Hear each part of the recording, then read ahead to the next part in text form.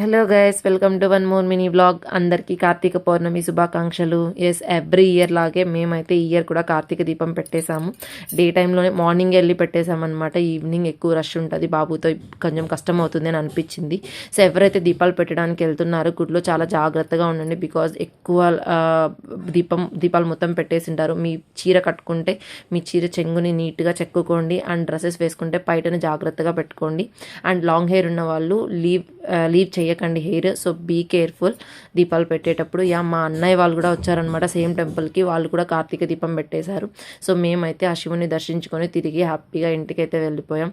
ఇలా మా కార్తీక పౌర్ణమి రోజైతే మంచిగా శివుని అయితే దర్శించుకున్నాం అనమాట. నేను వచ్చి నేను ఆడబిడ్డాను కదా మా అన్నయ్య వాళ్ళకి. సో వాళ్ళు పసుపు కుంకుమ ఇస్తున్నారనమాట. నాకైతే చాలా సంతోషం అనిపించింది. మన సాంప్రదాయంలో ఉండే ఆ పద్ధతే వేరనమాట. మనసుకు చాలా ఆనందంగా అనిపిస్తుంది ఇలాంటి చిన్న చిన్నవి. Thank you so much for supporting our channel.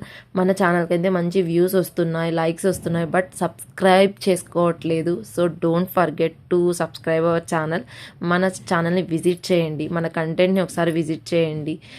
And మీకు నచ్చితే ఖచ్చితంగా సబ్స్క్రైబ్ చేసుకోండి. So don't forget to like, share and subscribe.